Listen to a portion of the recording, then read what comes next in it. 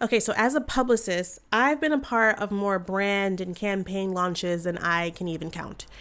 Now, if you've ever launched something that you're really proud of, you probably remember that heart-pounding, butterflies in your stomach kind of excitement that's been fueled by months, maybe even years of brainstorming, planning, coffee and caffeine, right? Like just really you put in the work in, right? And then the website is live and the product is on display and you're ready to take over the world. And once you flip over that metaphorical open for business sign, you could practically hear the virtual cheers from the circle of friends and family behind you and congratulations. I mean, these are the people who you've been babbling to them about your business idea at every dinner party. Like they've seen the late nights, the scribbled down ideas, the borderline chaotic enthusiasm that you poured into this new venture that you're so proud to have a finished product for, right?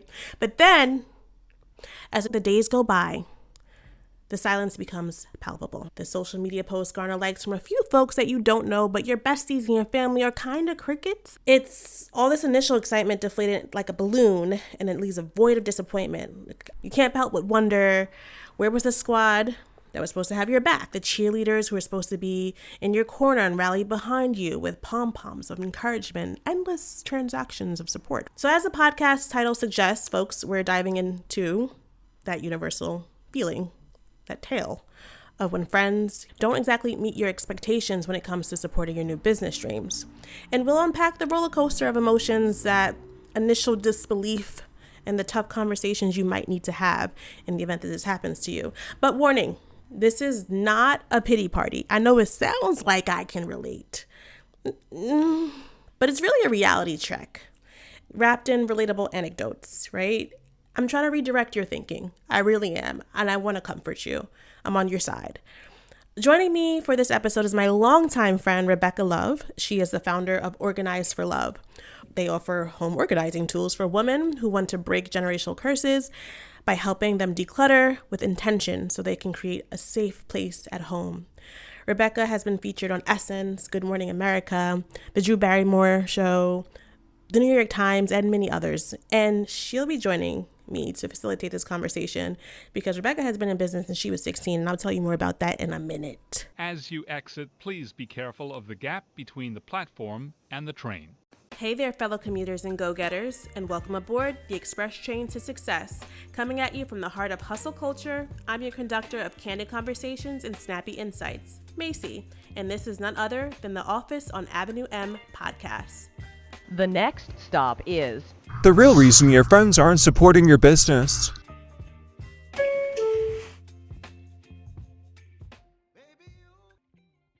If the people closest to you don't support you in business, you need new friends. Y'all be so quick to buy Beyonce tickets, but won't support your friend's t-shirt business. If your friends don't support your business, they're not your real friends, and they're just jealous of you. They're probably haters. Do any of these musings sound familiar? Perhaps you've heard similar sentiments shared on angry Facebook posts, followed by threats to delete you from their friend list or block you from their Instagram. Let's talk about it. I want you to keep these examples at the top of mind as we bring in our guest today, Rebekah. Rebekah was one of my first friends to create a business in high school, which was an unfathomable concept to me, a 16-year-old Macy. I thought it was pretty cool. The name Rebekah's business in high school was Make It Happen or Charmed Feathers, or maybe it was both. I don't remember. Rebekah and I were best friends at the time, and you know what? I don't think I brought a single product from any of these lines. She did gift me a few sets of earrings, though. Harder. Oh. Rebekah, have you seen those posts of people basically coercing the people they love most to support their business or being a hater if they don't? Yes, I've definitely seen those posts when people are like, I need new friends, I need a new circle, I'm trying to do this business and people aren't really supporting me. I've seen those, yeah. Where do you think that feeling is coming from when folks are like, if you haven't bought anything from my t-shirt business, you're not my real friend and you're a hater. Where do you think that's stemming from? There's so much anxiety and frustration trying to build a business and sell something. Like, it's a lot of pressure I think we put on ourselves to make something work. And it's, you create something. It's like your heart. It's your baby. And when you put it out in the world and the people closest to you don't receive it, it could feel like a rejection of you. This is just, I think, right? I think it makes sense. So many things. I see how someone could arrive Yeah, there also. like, oh, you're rejecting me. You don't want my thing. You don't support. You don't love me. You don't love me because you don't love my business, or you're not buying my products. Which kind of feels like so many leaps that need to be taken. But to arrive there. yeah. But I feel like we do that with relationships and other stuff too. Like everything. Yeah. It's really weird. Like the first thing people say is like, you're a hater. Yeah. To like everything. It's strange, but it happens. I feel like I don't see that as much. Not anymore. Yeah. But there was a moment. That's very true. There was a moment where everybody was like, a hater. The answer was, you're a hater. That's very true. It was a phase. It was like a good 5 years. But it was a long phase. I think it was a little longer. It was longer than 5 years. I mean, yes, it did start like when we were much younger, like high school. Mm-hmm. But some people don't unlearn some things, and sometimes you still see it into adulthood. So, okay, you recently launched a program called Abode. And I was interested to give you feedback in the early stages of the program. For those of you listening, you described Abode as a membership program that marries virtual home organizing and community-centered learning. Mm-hmm. Still accurate? Mm-hmm. Okay. So you and your team have done an incredible job with this program and putting it together, but I never signed up. I actually remember talking to you on the phone, and I just said very candidly, like, girl, this looks amazing. Yeah. I don't think I'm your customer. Do you remember that? I do. I remember it so vividly. So vividly. I guess that brings me to my first question. How did you become okay with me having that response? That's such a great question. And every time I think about it, I can't quite put my finger on it, because I feel like there's so many people that are interested in the program. So you're focusing on that. Yeah, I'm focusing on the people that are interested. And I will say this. I think in my entire life I feel like I've been supported by my community and people, and I feel like I've been just really uplifted and empowered. Like I've gotten poured into my life from friends. Right. And so I think when my close friends and family are like, oh, baby, this ain't for me, I've gotten so much love and support. Like from you, I've gotten so much like praise and love. Those same people, if they're not giving me money, I don't feel like I lost anything. It doesn't feel like an offense, because those same people were pushing and supporting me. So I feel like that's why it's easy for me to be like, okay. This is gonna foreshadow where the whole conversation goes. So Rebekah and I are going to talk through this as people who have been in business for some time now. Her longer than me, as we discussed. She started at 16, and she's blushing a little bit, but she doesn't realize what a head start that's given her and just the mentality of entrepreneurship. Okay. Rebekah, you have done so much, and you should be really, really proud. And I tell you all the time that I admire you, right? And I mean that. I really do mean that. There are some people starting without that foundation. Yeah. So in that regard, you have a head start on a lot of people, and it's something to be admired and praised. So, but from my experience being in business for now 10 years, talk to those who might be experiencing maybe their friends and family are not supporting their business, and it is a little hurtful. As you said earlier, it could feel like a rejection of you, and you don't want that to be the case. It could be hurtful. Yeah. But we're going to challenge you today to look at it a little differently. So back in 2020, I wrote an article on this very subject for Medium, and it was called Why Your Friends Don't Support Your Business. I might be paraphrasing the title. And we're going to talk through some of the points from that article, and Rebekah's going to give her input, some things I might have missed and other perspectives. And hopefully from the end of this conversation, you'll have an understanding of how to have some better thought patterns related to how your circle is supporting you in business, okay? Okay. So the first thing is, why are your friends not supporting your business? We came up with 6 points. And again, there might be more because conversations just go crazy. But the first one is your inner circle is not actually your target audience. So I sell PR and creative services, and my closest friend is actually an ultrasound technician. There will never be a chance in the world that you will ever need to pay upwards of thousands of dollars for what it is that I provide. So Rebekah, who is your customer, and why wasn't I your customer? Let's start with that. Why wasn't I your customer? Well, my customer is someone whose home is too cluttered to do things that they enjoy, to spend time with their families, their home. I target people whose homes disrupt their daily life, their mental health on a grand scale, and on a micro scale. And so you have always curated really cute spaces for yourself. I mean, I grew up. Yeah, I remember being like so envious of you. You had your own room. It was oh so cute. You remember us painting your room? I do remember. That's that. how far we go back, y'all. Yeah, Yes. I remember painting your room, and it was just always so cute, and just everything always had its place. And I think because I remember you saying that, and for some reason, this like I don't know why this plays in my mind every now and again. There was this one time you said to me, "You have one of those type of rooms where you don't know where anything is because it's all away." And I was like, what? And I was like, that's a compliment. Like you were saying, like was that trying to play? Was I trying to play you? No. Okay, it was a good thing. Okay, we were like 16, and she's like, you don't know if anyone lives here because everything's stored away. Pretty much. I don't know why I'm getting that's like it sounded like a backhand compliment, but I think I was I could see how I was saying like, oh, everything is in order. Everything is away, and okay. My mom was always telling me my room was a mess, but not according to Rebekah. But I always remember your home being so nice. Like your home was the opposite of mine growing up. So we had different upbringings. You had a lot of siblings, which yes. I don't want to say I was envious of, but I thought that was cool. Oh my God. I thought it was cool. No. This is beautiful. It's so crazy how like we all want things other people doesn't have. Because I remember thinking like, oh, I love how your household is managed and like how your mom is just, she works and she's able to do this and do that. I grew up in a cluttered home and I remember your home just being so like nice. So it's just so funny how like having all these siblings and I'm always thinking like, I wish I had a sister that wanted to hang out with me and I could ask things.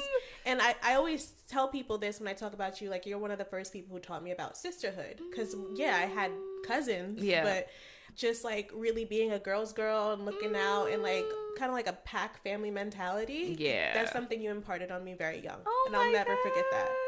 Because I had an older brother and then like these little minions, they were like my sisters, they were like 2 at the time. So we were definitely, I have sisters, so I was able to experience that. But then we were like sister friends. Close so in age, so it was nice to have that. That means so much. Yeah, you're definitely wise beyond your years. But back to the topic here, your inner circle. So a tough pill to swallow for folks is your circle isn't necessarily your correct target audience, and that is okay. Knowing that will save you a lot of grief. Yeah.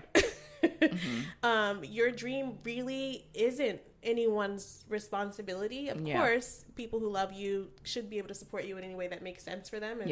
But it really is only your responsibility. So if you find yourself holding those virtual guns up to people's heads, like, support my business or else, I would take a moment and question, is my inner circle actually my target audience? Yeah. That's a good question to start with, I think. Can I add to that? Because one of my first lessons on entrepreneurship, I feel like from Marie Forleo, like I started following her. B School, but even before B School, I was following Marie Forleo probably like 15 years when she was on YouTube. Like she's made such an influence on me very early on, and just about like talking to the person you're talking to. And I think it takes a lot of work. It takes a lot of vulnerability to just like do that groundwork of like, who am I talking to? It just takes a lot of work. It's an ongoing process, and it's easy to skip it because you just want to go ahead. So let me just look at my friends and family to avoid that. But like you said earlier, I think it would behoove you to focus on who is buying from you rather than who isn't. Directing your energy there. The second point we have here is there's still room for improvement. Now with this one, when you're opening a business from scratch, that's a whole big to do. I have launched several businesses for clients. I guess it's more than several now. It's upwards of hundreds of businesses for clients over the years. And you might think that's the hard part, but au contraire, the work has just begun. Now you have to market it once you have the product. Before you go assuming, everyone doesn't like you, and put your ego aside and say, am I actually providing a product that's effective and can it be improved, right? That's part of the journey that requires accountability and self-reflection. So, marketing it's critical for any business. So getting that feedback is going to be really important. Rebekah, how often do you find yourself having to reimagine or tweak or improve your products? Honestly, it's something I'm proud of and low-key embarrassed about how many times I have to make changes. But that's because I'm in my head thinking that it's not normal. But I find myself making changes every month, definitely every quarter, just trying to... I'm honestly being generous. It's usually like every week. I think that's great. Every week. Great. I mean, I don't think you're changing the essence of what your business is. You're not. No. You are The improving features. your product. Oh, for tailoring your features to be more God. palatable to the right person. Yes. What does that process look like? Well, I love, one of my favorite things is just asking people what you think. Right. That's my favorite. Like, how's it going? What's going on? And it used to be hard to ask that question because I'm like, I don't really want to know. But it's like, no, I do want to know. Like, I don't want people to buy something and it's not working. Yeah. Like, that feels just... Yeah, I struggle with this too, actually. Because the whole podcast is just me being a present, which is like, ugh. Yeah.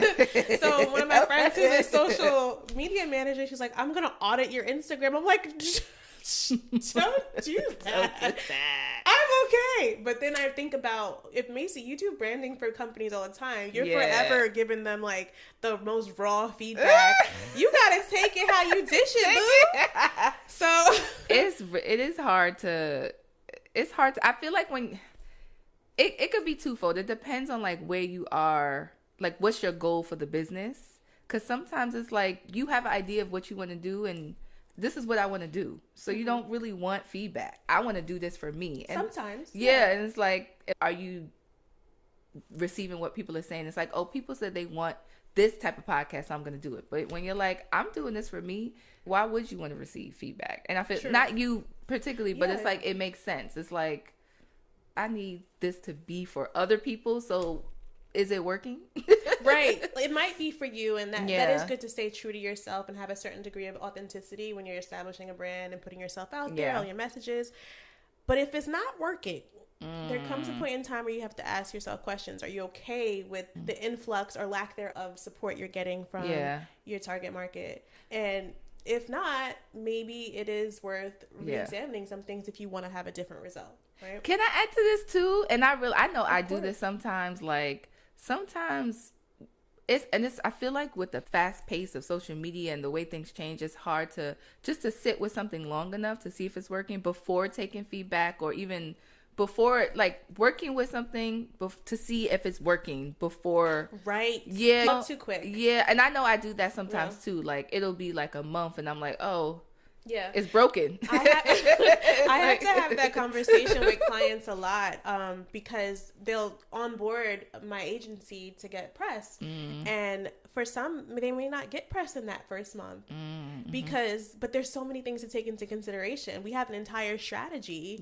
where we're mapping out your editorial calendar. We're figuring out what's really newsworthy. We're introducing the press to you for some time. They have other things on their editorial calendar, so they might not pick up that story till sometimes 2-3 months later. That's not always the case, but sometimes it is, and you do have to trust the process. There's a reason you thought it was a good idea. You hopefully have people in the room helping you and saying that is a good idea, affirming you or not, and give it a fair try before you give up. I am the queen of not doing this, but it's when it comes to my personal brand. For clients, yes, I talk a good one and I execute a good one. But when it comes to your own brand, sometimes you have to hold yourself to that same standard, and that's something I'm actively trying to work on. Yeah, you do have to give things a fair try. That's such a good point. I'm happy you brought that up. I think I do for other people. I'm like, baby, it's just been a month, right? Relax. But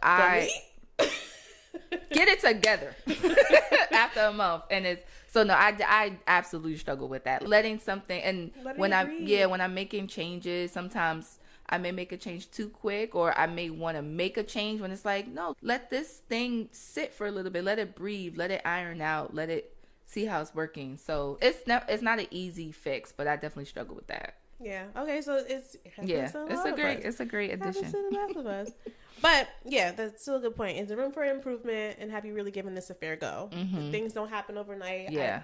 I think people see what happened to Kylie Jenner's lip kits all those years ago, them selling out overnight, and they think that's just like the way of the land, but that's not really how it works. Yeah. Okay, the next point. Are you an MLM? Me? No. The offense. No. So asking yourself, are you an MLM? Me genuinely offended. I feel so bad because I know people who are in MLMs and they Disrespect me. No, I'm just playing. Honestly, okay, wait. I was actually just thinking, like, oh my God, having like a teenager or being like a young adult and starting like work and doing like door-to-door MLM, it's such a great like skill to build. Rebekah, stop. No, not on my podcast. I'm so serious. The vector knife thing. Because it teaches like how to like not take no for it. I wouldn't do it, and I'm just saying. Not like, my baby. So let's first give some context. Another question you want to ask yourself is, the business that I'm participating in, an MLM, that stands for multi-level marketing. According to the FTC, aka the Fair Commission of Trade in the United States, in a study conducted by them and the Consumer Awareness Institute, it says MLM compensation plans assume an infinite market and a virgin market, neither of which exists. MLM is therefore inherently flawed, unfair, deceptive. MLMs are also extremely viral, predatory, and harmful. This is according to, again, the FTC. Okay, so for context, if less than 1% of profit and 95% or more quit in 10 years across an entire MLM industry, this leads to the conclusion that MLMs does not qualify as a legitimate business. Again, the FTC. Y'all do what you want. Some examples of MLMs are Monet, Herbalife. I can think of a few more. Avon? Is it Avon? Isn't Mary Kay? Mary Kay. There's a lot of them. So we're laughing, and there have been people who have made money from MLMs, but they are at the top of a very clear triangle, which we might call a pyramid. Yeah. And most people are actually leave in a worse position than when they started. So it is a predatory and flawed business model. Again, some people are able to make it work, but I don't want to tussle with nobody in the comment section from Herbalife warriors. But a lot of people don't buy from MLM. So ask yourself if this business is an MLM. Paparazzi is an MLM. So how you know something is an MLM, if you go to the bottom of their website and there's an income disclosure statement, there's usually a telltale sign into MLM. And in the income disclosure statement, you should look at that. You'll find that a good 90% of folks involved probably make less than $100 per year. So if you calling that a business, I don't know. Some people have some issues with it. I myself do not support MLMs. That might be a reason some people are not supporting you. This guy's so sad, but I'm gonna make it sadder. So have you ever been invited to an event? Oh, from yes. a friend? Okay, yes, an old friend. Oh my God, Rebekah, I haven't seen you in so long. You want to come with me to this thing? What thing? Just come through. I want to hang out and catch up. Do you know how many friendships you've lost? And it's like, that's like a great question actually. Am I a part of an MLM? A cult. This is why my friend doesn't support me, because I deceived her. I deceived them. See, now I'm talking personal. See. No, it's so what it is.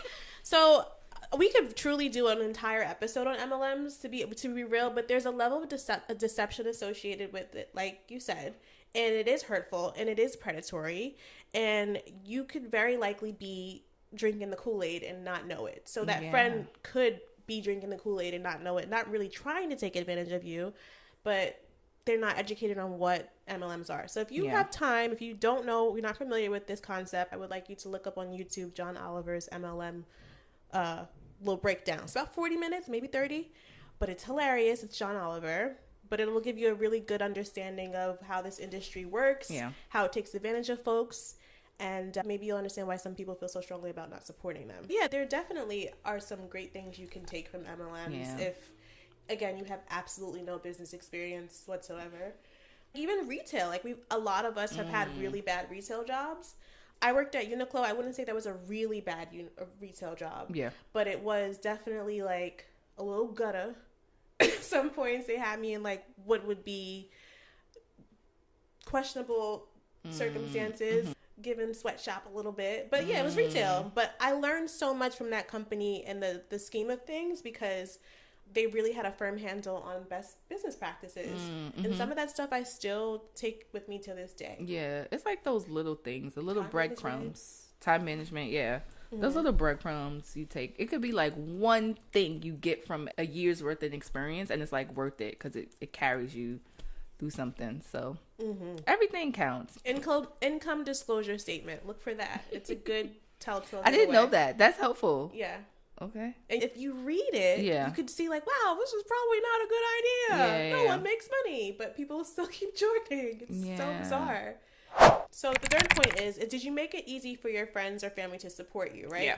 Rebekah introduced a referral program to the Abode program in the beginning, which I thought was a great idea. Tell me why you did that. Well, I receive a lot of comments from people who are interested in their family members getting organized, and they're like, I know my aunt, oh my God, my grandma needs you. And so because I meet so many people who know someone, I wanted to just create an opportunity for them to help their loved ones and have that entry point to get help. Yeah, that makes sense pragmatically, but like from a business perspective, this is always a good idea. To have for sure. Referrals, it's a way to grow your business. There are other ways for your friends and family to support you besides buying from you. And referrals is an excellent example of that. And sharing content is an excellent example of that. Free. Shareable content. Are you creating shareable content is another question you can ask yourself. Because if it's nice, that might be one thing, but is it actually shareable? You know what shareable content is. What do you share? How would you define? I'm curious. Like, how do you define? I don't know if I have a definition, but I do think it looks a little different for different people, because there's some things that someone else would share that I'm like, wow, I wouldn't have shared that. For me, I just feel like it's relatable. Yes. It's me centered. Yes. So when you're creating content, you should kind of think about it being them centered and not necessarily you centered. Sometimes if you're creating it with the intention of being shareable, right? If it's something you just want to share because it's for you and you want to share with your audience, sure. But if you're creating shareable content, you should have the audience in mind. Like, what's something that they would want to communicate to others or share with others? That's that root word again. So for me, what's that look like? Do you have a definition? Different definition? We could do a whole episode on this. I love this. This is so exciting because it's like you get to, when you see things, you're like, oh my God, yes, you're talking to me. That's me. It's like, how could you do that for other people? And people love that. It's like, I want to be able to communicate something about myself to the world and then create stuff like that. Like, what would other people want to say about themselves that you can say through your content? And it gets so fun. Yeah, like, oh, that's so funny. I know so-and-so would like that. Yeah. There's also focus groups. Now, Rebekah used this tactic before, too, in her strategy for Organize for Love, and I loved it. Can you tell us a little bit more what that looked like? I love me a little focus group. You just get people together. Baby, just talk. What's wrong? And then people just, you have good questions. You get in a space and get a group of people together, particularly ones that are like interested in your product. What are the benefits of conducting focus groups? Like, so you're getting people together, of course, the community aspect of it. What else do you get out of it as a business owner? So I'm able to get answers to questions that if I ask them one-on-one, they may not be able to answer the question, but just having like conversations, getting to the root of their problem, like what do they really want, what's really wrong, helps me to kind of feed those answers into my product just to solve it, and then being able to talk to them, being able to create the content. Oh, I love how focus groups give me like content. Literally using and I learned this from Marie Forleo, actually using exactly what people say in the focus groups, in my content, in my sales page, in whatever communication with my audience. I use the words that people are saying, because sometimes the way that I'm describing a problem for someone may not be the way they're describing it. And I found that to be the most success. That's the most shareable. People are like, yes. I'm like, oh, they relate to it a different way than the way you were describing it previously. Exactly. Right. Yeah. It's putting so real people in the room, right? So, so the people you're putting in the focus group, for context, for those who are not really familiar with this, they're strategically selected people based on the target audience that you've defined, right? Yes.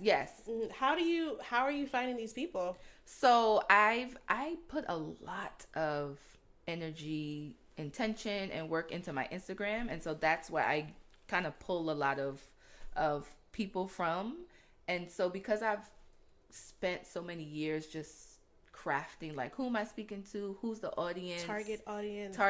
Like, I've spent so many years just honing on it, and so I can easily pull from those people from Instagram because they've already been vetted before once they got into the space. So question for someone who's a new business owner who has not done that. Yeah. How are they conducting focus groups? They putting out like Craigslist ads? No, ask your friends. When I started Organized for Love, I just thought of people that I think may need help that I know, and I made like a little flyer. But what if their friends and family aren't their target? Well, no, you're just trying to get information about general information, and then you hone down on it. Right. So, yeah, so it's okay if like they're not, but I would try to like find people that I think may fit. Yeah. And then I would just conduct a phone interview and then kind of like cut and paste. Can I tell you how she lured me into one of these focus groups? It was a photo shoot, y'all. I was like, okay. I'm coming. I have so many. I'm getting dressed right now. Yeah. So enticing them, what are you giving them? About that. Yeah. What are you giving them that they're going to get out of being together? I know for right now, just in general, the whole world is very lonely. So they do want community. So if you're bringing people together on a shared interest, that's going to be a value. Again, we'll get into the marketing side of things, but that within itself is enticing to some folks right now. For sure, yeah. But the photo shoot definitely sold me. I will be there. My makeup will be done. Genius. How did you come up with that idea? I was thinking about what would my audience want. These people are vain. I know how. I was thinking. I'm a Black woman. I love luxury home. I want to make my space look nice. I want to see more beautiful Black women looking pretty, looking cute. It was something very it was simple. It was very on the surface to start with. So great. It doesn't have to be complicated. That's the point. Yeah, we were sold. Y'all was really sold. We were there like in matching outfits. Next point here is you may need to make new strategic business friends. So one of the things that we see in those posts be like, I just need new friends because y'all are trash. And that's a flawed ideology, but you may just need new business friends. You need to expand your circle. I think we have to lose the idea that a friend is the same thing as a customer. It's not. They serve different functions. I would encourage you to instead find entrepreneurs where they service a similar market and establish some strategic partnerships with them and make friends with people who are doing the same things. Even with this, like most of my friends don't create any content. They don't even use social media. So it's like, why are you doing this all day? I don't understand why you're taking pictures of things. Like, what's wrong with you? They're still very good friends. Yeah. But they serve different purposes. Have you found that to be true in your personal relationships too? For sure. I don't think I feel like the internet makes us believe everyone wants to be an entrepreneur or is an entrepreneur or owns a business. And then you realize it's like, oh, you're the only one. You're the only one signing up for that crazy. Yeah, it's not a lot. So you do have to like intentionally. I love creating friends with people in my industry. One of my closest friends, like we talk every other day, like she's a professional organizer, and like I reached out to her on Instagram, like I just looked up like other black professional organizers, brought us together. That's cool. We created a whole community, and now some of us are still friends, and it's great. I love that. Yeah, like who's doing what I'm doing, and I know some people say like no one's doing what I'm doing. There's always one. Or something similar. Or something similar. Yeah, similar you can market. Serving, like, come on. One of one. I'm so sure.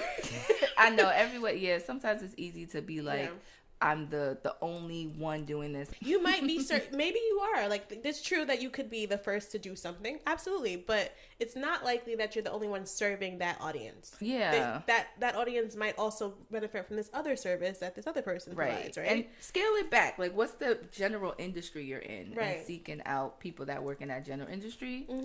And so, something I have here. This is a controversial one, sort of. So I think an entrepreneur is wired a little bit differently than an employee, and that is not shade. It's just many of our friends they don't really consider the value of support until they need support themselves. And until they've created something themselves, which is why I would like you to ask yourself, if you're saying this, that my friends haven't supported my business, before you started this business, were you the one supporting your friends' businesses, or did you just never think about it? Yeah, I think just in general, we don't understand the value of support until we need support as humans. Some of us do, but in general, it's more rare. You know, it's a hard realization for me. Yeah. They're not thinking about you, boo. They thinking about going to job and paying these bills. Yeah, people aren't thinking about. Did you go out of your way to like every business post that your friend made? So I'm an exception because I grew up around entrepreneurs. Yeah, my mom, my parents made jewelry and sold them at street festivals. So I grew up around like people vending and this is what we do. This is our livelihood. So I feel like that I don't think a lot of people don't have that experience. Yeah, no. And they just don't think about it. It's just not their reality. Yeah. Oh, I know a friend that has a business. That's the end of the thought. There's no like, oh, what can I do to make her business blow up or get more notoriety? It just doesn't. It's not how people think.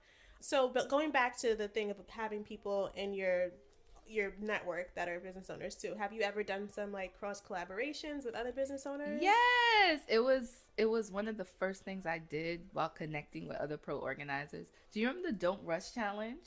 Yes. the peak pandemic challenge. So that was around the time, a little after I started Organize for Love. And so, yeah, all us pro organizers, we got together and we did a little video. It was like 15 of us. Can you talk to them about like what the benefits are of collaborating with people in your industry? So the first one, which is a little more selfish, but it just brings attention to our businesses. Like it's selfish. You know what? You're right. It's not. That's the goal of a business. Right. So I get like a little. Okay, so that was a slip up. But I understand why you say it. So I think I don't want to assume, but it sounds like you're saying that it's selfish because it's you centered. Like it's like you're just thinking about the benefits and community. But again, that's the purpose of a business.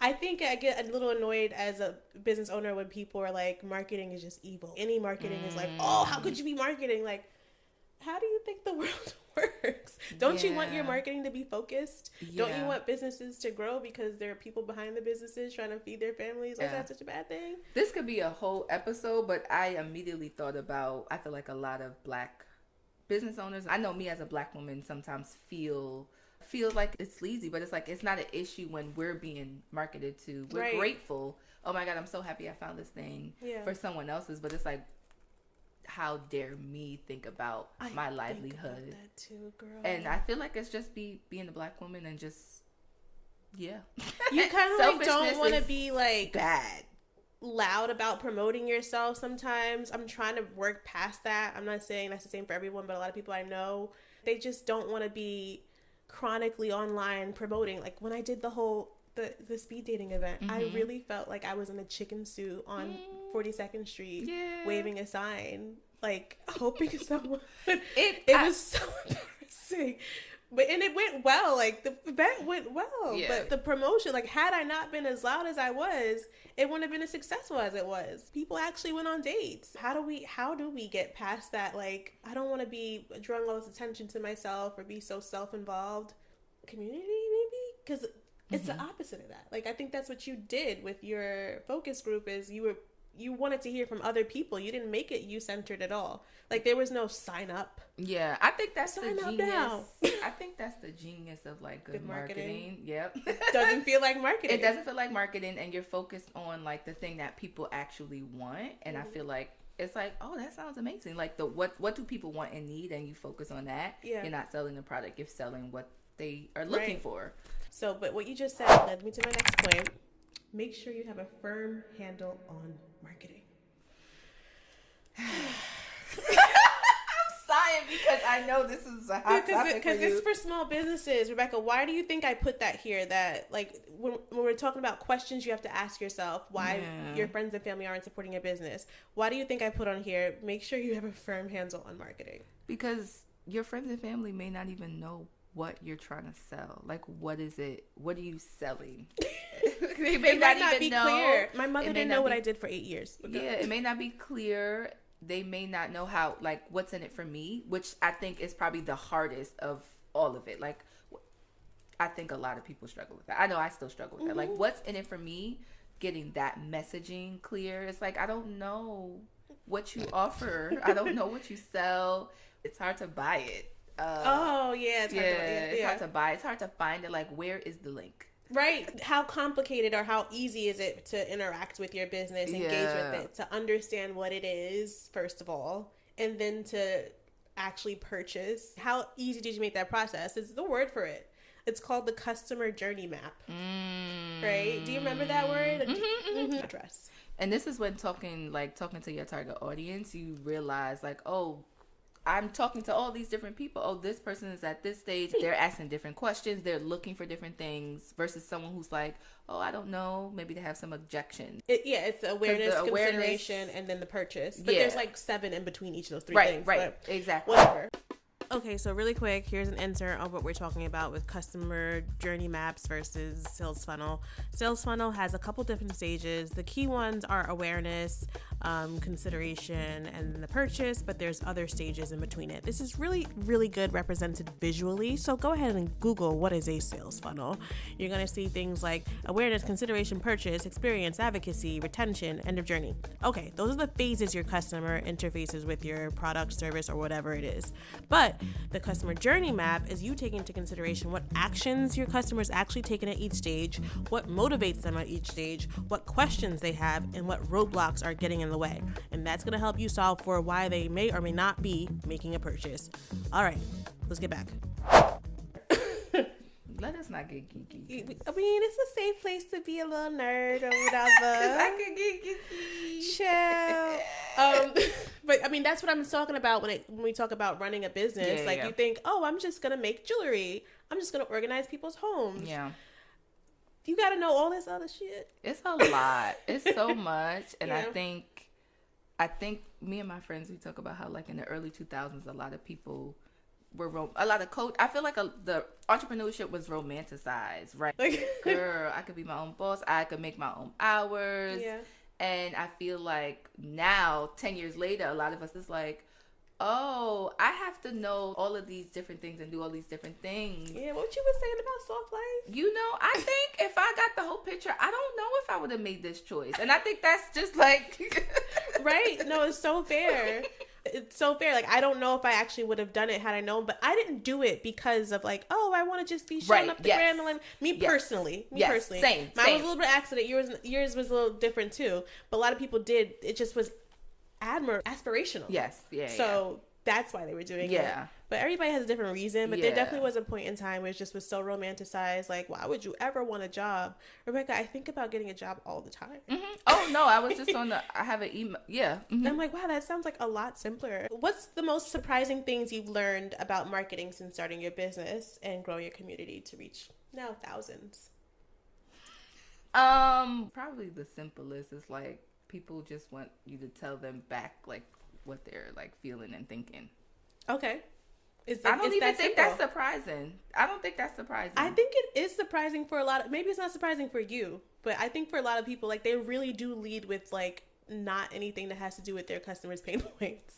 Oh, yeah. So buy this shirt. I think the most surprising is literally like ask people what's wrong and then just retell them.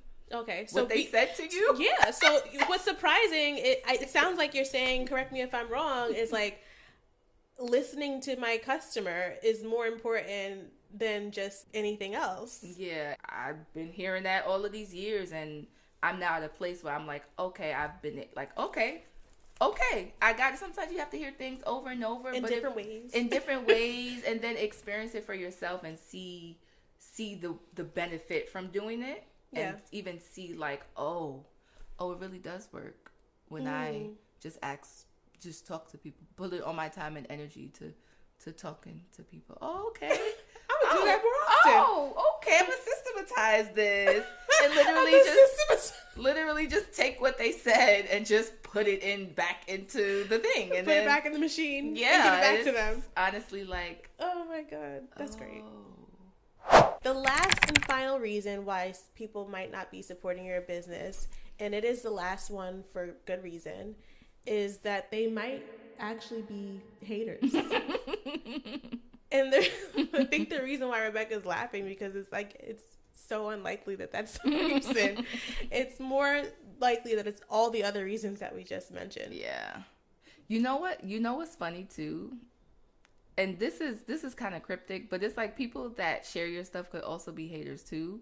And it's like you really don't know who's hating, so stop trying to decide who's a hater, because it's like it's really not your business either. It could be somebody that's close and smiling in front of you that's really hating on you, and it's like you really don't know. So like, don't focus on people that love you. All right, how can the people find you, Rebekah? I'm Organized for Love, no D, just organize.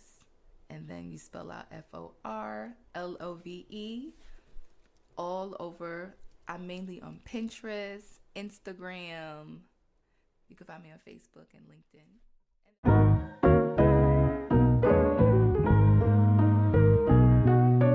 Thanks for riding with us, passengers. If you found this episode entertaining, helpful, or just didn't hate it, please leave us a review on Apple Podcasts so we can get those numbers up. It makes it all worth it. There's more where this came from, so you can find more episodes of The Office on Avenue M wherever you listen to podcasts. If you want to keep in touch with me, I'm at Meet Macy on Instagram. You can also reach me on my website via the contact form at www.macymedianyc.com. Don't ask me why I said www. I'm also on LinkedIn. You can find me there sometimes. This podcast was produced by the Macy Media team and others. I'm your host, MacyHarrell. This episode is sponsored by Macy Media, a media agency dedicated to amplifying meaningful stories to the right audiences. Macy Media specializes in public relations, creative direction, media training, brand development, partnerships, photo, and video production. Thanks for tuning in to The Office on Avenue M. And this is my stop. Stand clear of the closed